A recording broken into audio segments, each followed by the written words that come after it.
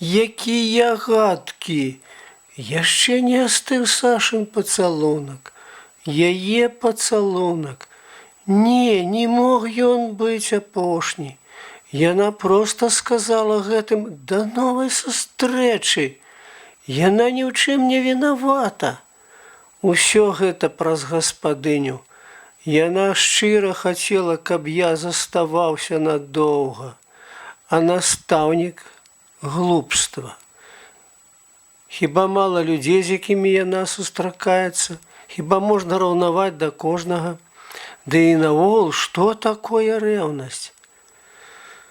Трэба, каб была шчырасць, вера, а я пабег як хлапчук, а потым раскіс перад першай сустрэчнай дзяўчынай.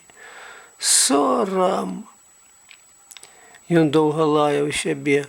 Падумаў нават аб тым, што, можа, яму варта ўцячы зараз жа пасярод ночы, каб насаліць Любе, няхай не прываблівае, і пакараць сябе.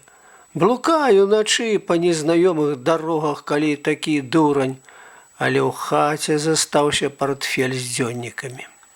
Нікому, акрамя Сашы, ён не мог іх пакінуць. Добра, што ў самым пачатку зачыніў партфель на замок і ключык схаваў у кішэню. Пятро знайшоў у цемры свой пінжак і памацаў, ці там ключык.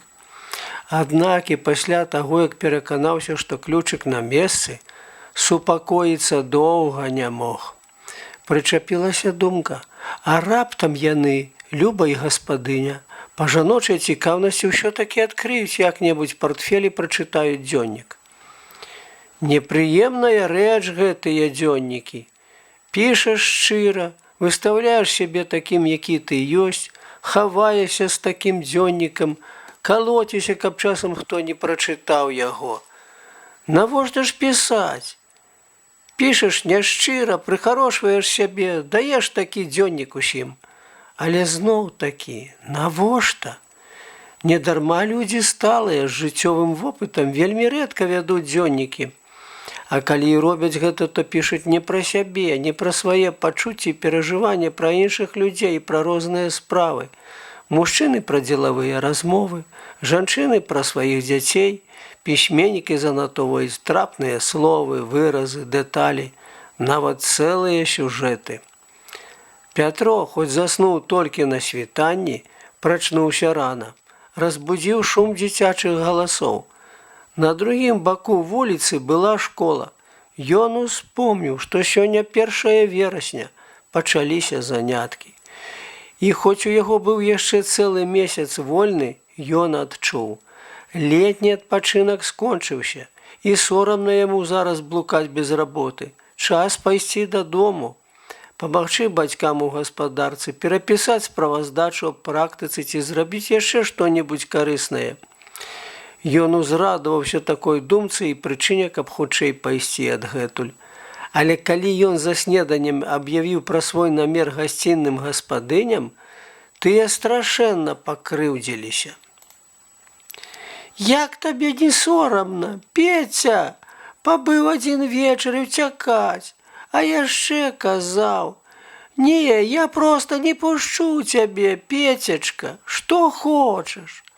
Люба глядзела на яго такім закаханым позіркам, што ён збянтэжыўся і не мог настойваць на сваім.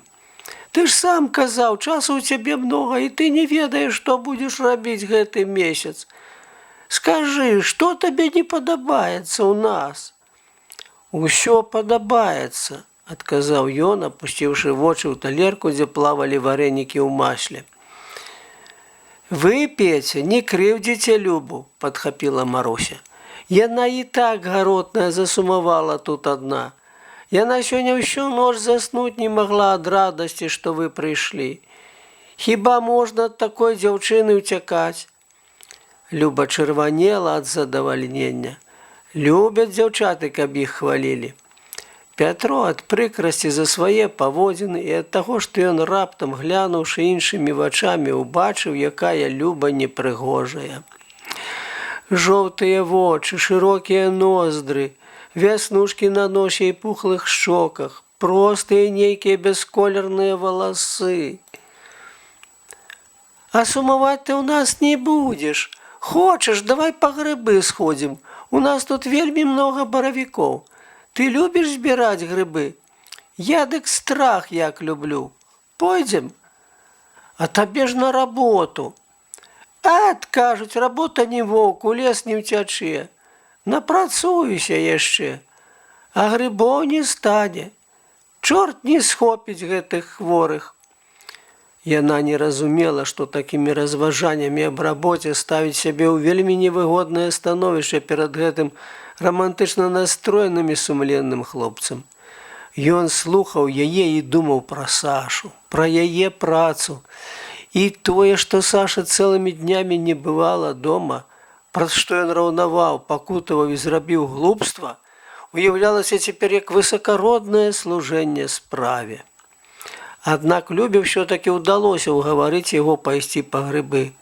І яны прахадзілі па лесе гадзін да 3 дня. Грыбоў сапраўды было шмат, але больш часу яны патрацілі на дзіўную гульню. Пятро стараўся як-небудзь адысці ад Любы, якая ўсё больш і больш рабілася яму абрыдлай, і паблукаць аднаму, памарыць, падумаць. А яна ні на крок не адставала, быццам баялася, што ён уцячэ. І, напэўна, буцёк, каб зноў не партфель, які яму не ўдалося ўзяць з сабой. Па дарозе дадому Люба забегла на медпункт. Вярнулася крыху схваляваная і паведаміла. Перадавалі па радыё, што Гітлер напаў на Польшчу. Там ваююць. Дзецькі баяцца, каб на нас не пайшоў. Кажуць, што ён хоча забраць Польшчу, каб да нашай граніцы дайсці. Што ты? Мы толькі дагавор заключылі. Такі дагавор аб ненападзе і дружбе. Паведамленне пра вайну ў Польшчы ўсхвалявала Пятра, але зусім па-іншаму. Ён, як і шмат хто з яго равеснікаў, прагнуў гераічнага подзвігу і лічыў, што героем можна стаць толькі на вайне. Гаспадыня спалохалася больш за ўсіх, за мужа салдата. Ёй хацелася хутчэй даведацца, што гавораць людзі старэйшыя, паважаныя, і яна пабегла ў сельсавет. Выкарыстаўшы, што яны засталіся адзін на адзін, Люба без дзявочай сарамлівасці абняла Пятра. «Ведаеш, Петя, я баюся, каб мяне не ўзялі ў армію». Пятра перасмыкнула ад гэтых слоў. Ён, як і ўсе яго сябры, лічыў службу ў арміі за гонар і з нецярплівасцю чакаў, калі яго прызавуць. Як жа ён мог паважаць чалавека, які баіцца арміі? Люба стала яму з гэтага моманту проста ненавіснай. І Пятро сур'ёзна задумаўся, як хутчэй пайсці адгэтуль. Дзіўная рэч. Тады, калі ён адчуў сябе пакутнікам, абражаным і прыніжаным, у яго хапіла рашучасці пайсці ад любага чалавека. А цяпер гэтай рашучасці не было. Не мог ён на ласкавасць і цеплыню адказваць няўдзячнасцю і грубасцю нават чалавеку абрыдламу. Але і заставацца больш не мог тут, а таму вырашыў уцячы тайком, без тлумачэнняў. Гаспадыня вярнулася заспакоеная, і зноў прыветлівая гаманкая завіхалася па хаце, гатавала, мяркуючы па пахах, даволі смачны абед. Любу паклікалі да нейкай хворай дзяўчынкі, і Пятро выкарыстаў гэты момант. Выйсці з партфелем з хаты, не сказаўшы слова гаспадыні, было немагчыма. Тады ён зрабіў інакш. Непрыкметна ўсунуў у партфель кепку, гэтак жа непрыкметна адчыніў акно на вуліцу і паклаў на падаконнік партфель. З хаты выйшаў як быццам прагуляцца. Пастаяў перад акном, пакуль не адвярнулася гаспадыня і не пусціла паблізу вуліца. Ціха ўзяў з падаконніка партфель і, азіраючыся, як злодзей, шмыгнуў у першы завулак. Вельмі баяўся сустрэцца з Любай, бо не ведаў, у які бок яна пайшла. Але яму пашанцавала. Без прыгод ён дабраўся да лесу, абышоў па лесе вёску, выйшаў да сожа і на рыбацкай лодцы пераправіўся на другі бок. Там, на лузе, ён адчуў сябе ў бяспецы і з прыемнасцю пераначаваў у стозе сена.